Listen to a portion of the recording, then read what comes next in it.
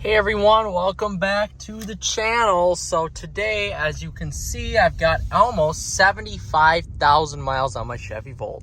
So I wanted to do a 75,000 mile review of my Chevy Volt. Guys, this Chevy Volt has been one of the best vehicles so far to date that I have ever purchased.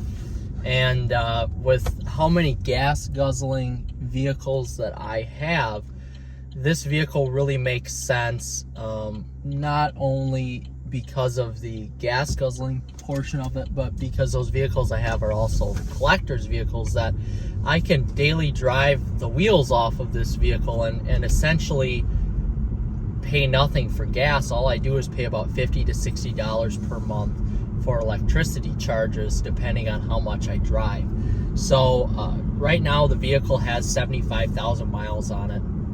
And I purchased it in April of 2024 with about 68,000 miles on it. So far, I put on 6,500 miles on the vehicle.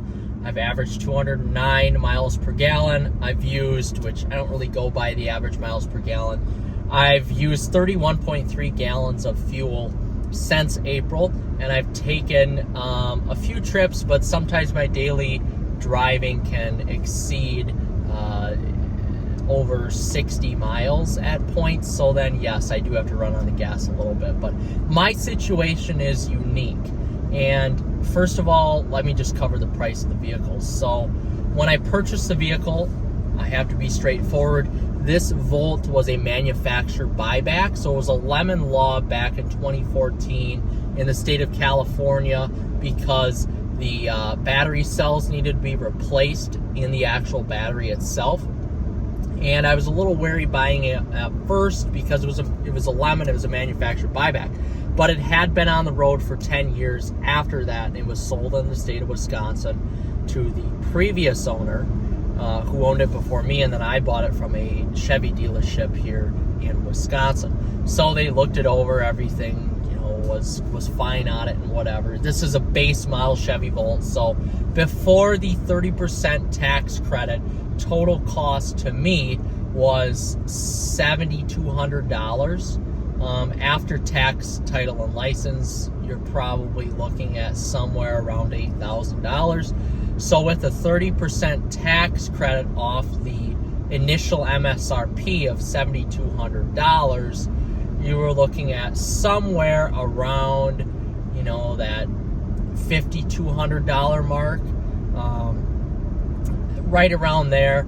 So when I get my taxes back, and because I have a unique situation, I own a business, I pay a lot of money into income taxes per year, and this year I should be receiving some money back after my estimates because of the fact that I purchased this vehicle, which will be really nice. So really, this vehicle won't be costing me anything for about the first year and a half of ownership.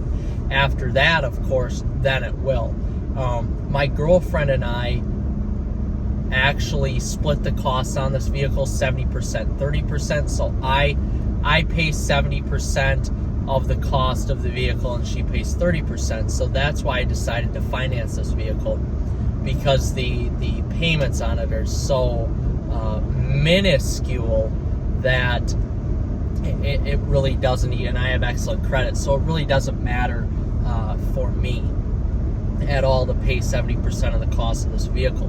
For me, I'm technically saving money once I run the numbers compared to driving my Jeep SRT all the time, or my Challenger or my 300 SRT all the time. So essentially here, I love driving it as a daily driver, and I feel like I'm going to be able to save my life on my other cars that I treasure and cherish, just because I'm driving around the Chevy Volt. And not to mention, for my girlfriend's Mercedes AMG GLE that she has, she can save miles on that, more so in the winter time than in the summertime, just because of our unique job situations, that it really makes sense for her as well. So essentially, we've got 75,000 miles on the vehicle, and I have to go over what's been wrong on it. I already explained the part that I knew about. Otherwise, it's just been normal service, nothing wrong with the engine or anything like that. So in the 6,500 miles of ownership for myself, I haven't had anything go wrong with me on the vehicle. Now, occasionally when I'm in low and I take off from a stop at no matter what speed I'm going at here, it will clunk a little bit. Like the actual transmission won't clunk, but it will make like a little knocking noise once, like a bolt is loose or something. I'm not sure. It'll just click. So that's really been about the only issue I've had with it. Now, I did need to change out the front 2 tires on it, which I knew that going into it. So I got some Continental True Contact Tours, and I really like those so far. It quiets the car a little bit. It's got really good grip in the front now, and I really have to say I like those a lot. Other than that, though, I mean, the vehicle has been flawless for me.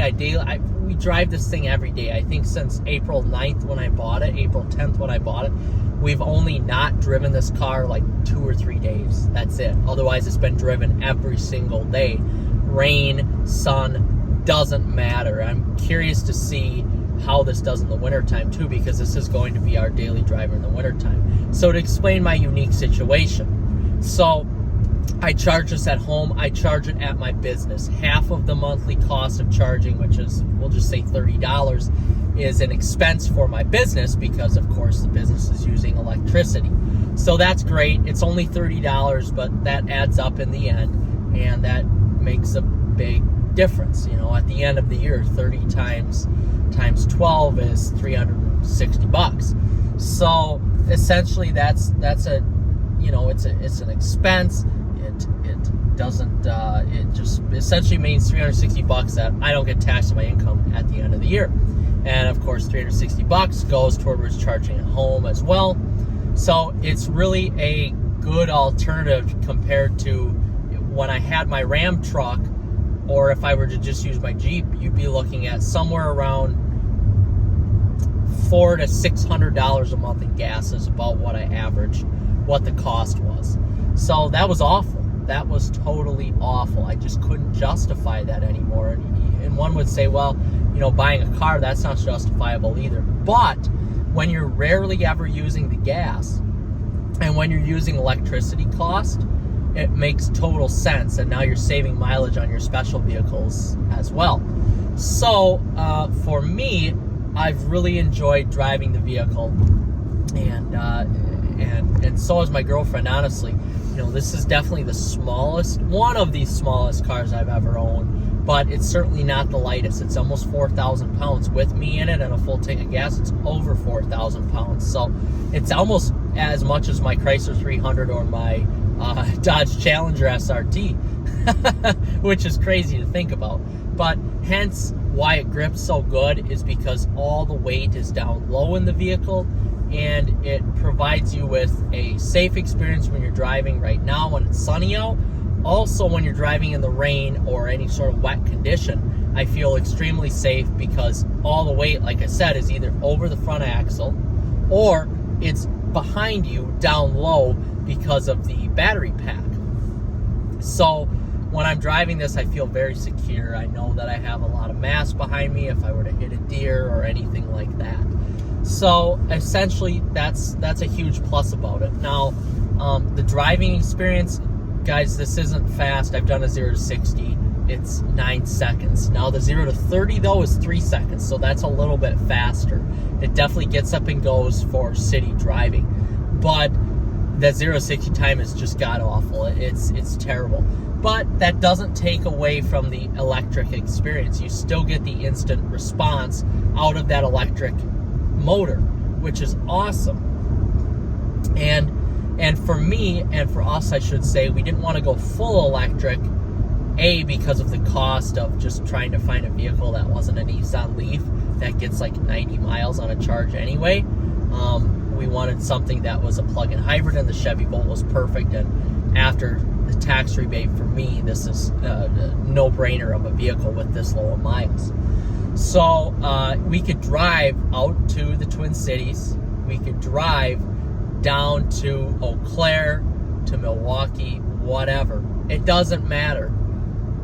We could drive and just fill up with gas and get 35 to 40 miles per the gallon. So that's excellent right there. That's a huge plus of this car. I'm still not sure why more companies aren't utilizing this technology in their vehicles. So essentially, for us, everything about the vehicle has been a win-win-win. You know, the interior on this is typical Volt, typical GM, I should say. It's really bad. Everything's thought out nice, like the design of the interior is really nice, I have to say, but all the materials here, they're awful. The steering wheel's terrible. I mean, everything about it, the materials are not good. The seats aren't very comfy in the cloth. It feels like you're just sitting on nothing, basically. And not the good type of nothing, just the nothing, like you're sitting on a bleacher seat.